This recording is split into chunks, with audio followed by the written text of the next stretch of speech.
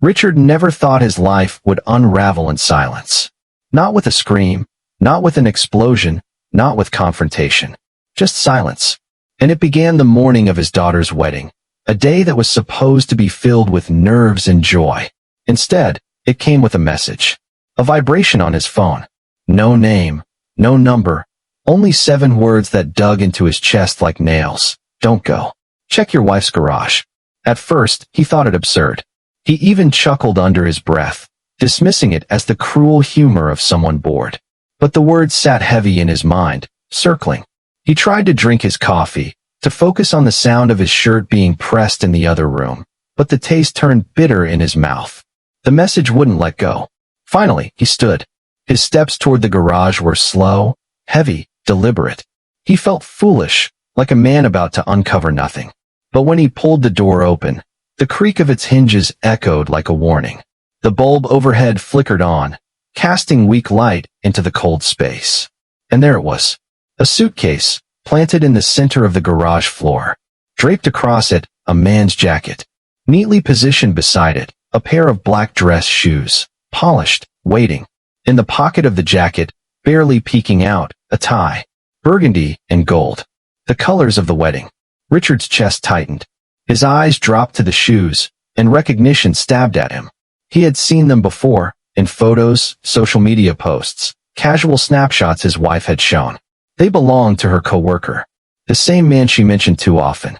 The same man whose name lingered too easily on her lips. Always a friend from work. He didn't need to open the suitcase. He didn't need proof beyond what his eyes had already told him. Slowly he stepped back, closed the door with quiet finality, as though shutting a book he should have finished years ago. And yet, he didn't collapse. He didn't rage. Instead, something calm washed over him. Today is my daughter's day, he told himself. And nothing, no betrayal, no shadow, is going to take that from me.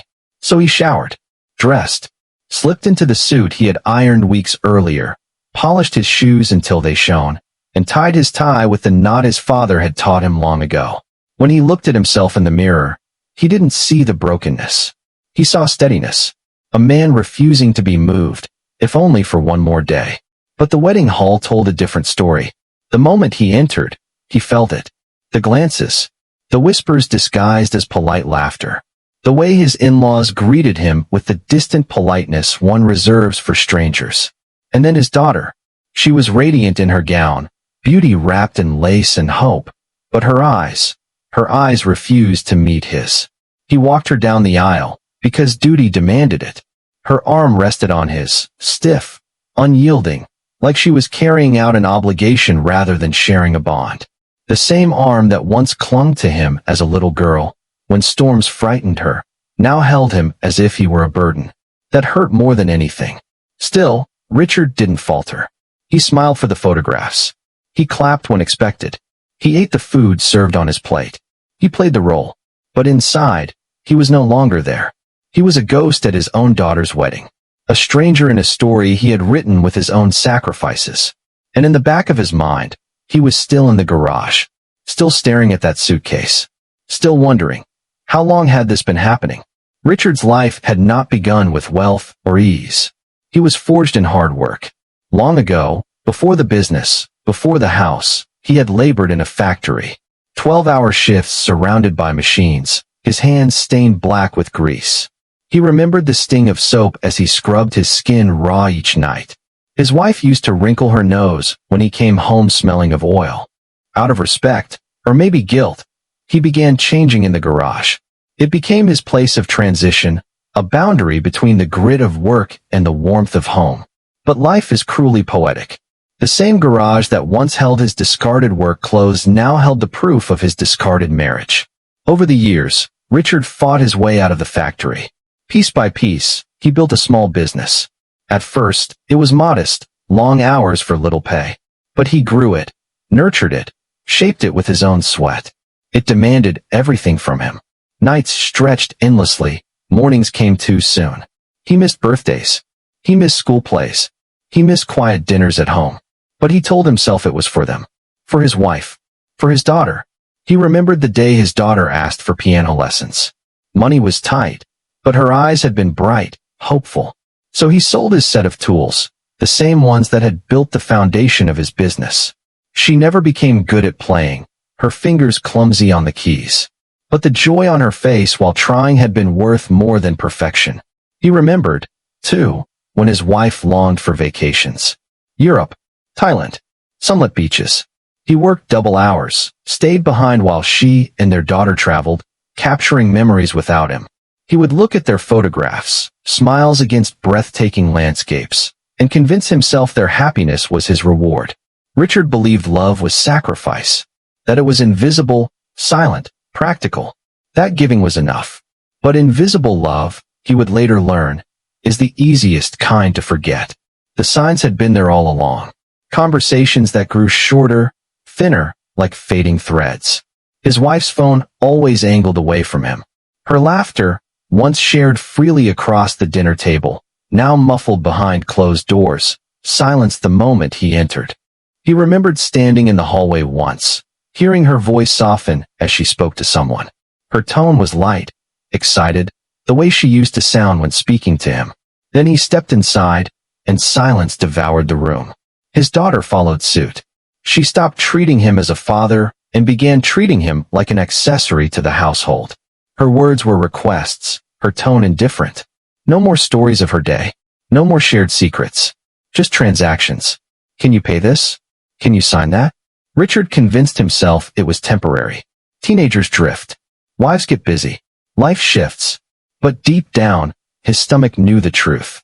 The body always knows before the mind admits it. When the wedding was announced, Richard embraced his familiar role, provider. He paid for the venue, the catering, the dress. His wife handled the planning, her voice cool and efficient as she delivered amounts for him to cover. His daughter called him only once during the entire process, not to ask for his blessing, but for more money. The groom remained a stranger. Twice they met. Twice his handshake was dismissive, perfunctory, as though Richard were the doorman instead of the father of the bride. But Richard said nothing. He swallowed his pride, convincing himself once more, this is love. Sacrifice. Patience. But patience corrodes when it is taken for granted. And sacrifice, when invisible, eventually becomes emptiness. After the wedding, Richard left early. He told them he was tired. Nobody stopped him. Nobody asked why. He drove home, parked, and sat in his unlit living room. He didn't feel rage. He didn't even feel sorrow. He felt something worse, finality. The quiet weight of knowing something was truly over. The next morning, Richard called his lawyer. His voice was calm, steady, almost businesslike. Within hours, the house was transferred solely into his name. The joint accounts were frozen. The shared cards canceled. His wife received the first notice. She stormed home, her eyes burning with fury, her voice ready to erupt. But the sight waiting for her in the garage stopped her cold. Her bags, already packed, and beside them, her co-worker's suitcase, untouched since the night before. She looked at it, then at him, and in that silence, the truth required no words. She understood. Richard didn't shout. He didn't explain. He simply stepped aside, letting her pass. That was the last conversation they never had. 2 days later, Richard was gone. He sold his business, retired early, and walked away from the life he had spent decades building. To outsiders, it looked sudden. But for Richard, it had been unraveling for years. Friends later told him his daughter had called once. Just once. He didn't answer. She never tried again. Months passed. Silence became his companion. Until, one day a letter arrived. From his daughter. She was pregnant. They were struggling. She asked for help. Richard read the letter twice. He held it carefully, as though it might break. Then, gently, he folded it back into its envelope and placed it on the table. He didn't reply, because some debts had already been paid. Some accounts must remain closed. Richard knew people would call him heartless. They would say he abandoned his daughter. But the truth was different. He hadn't abandoned her. He had carried her entire life on his back. He had been the foundation on which she stood. He had been the roof that kept out storms, the wall that shielded her. But he had also been invisible. So invisible that they had built their joy on him while never seeing him. Now, he had finally chosen himself. And he believed that one day, perhaps when she was older, Perhaps when she had lived through her own sacrifices, his daughter would understand. That love is not just giving. Love is also knowing when enough is enough. Love is refusing to let yourself be taken for granted. Richard was no longer the ground beneath their feet. He was the silence they could not fill. And in that silence, for the first time in years, Richard felt free. Because sometimes, the strongest act of love is walking away. If this story moved you, don't forget to hit that like button and subscribe to the channel for more powerful stories that touch the heart and stir the mind. Share this video with someone who needs to hear it today, and let us know in the comments what you would have done if you were in Richard's place. Your support helps us keep bringing you stories of resilience, betrayal, and redemption. Stay tuned, because the next story might just change the way you see the world.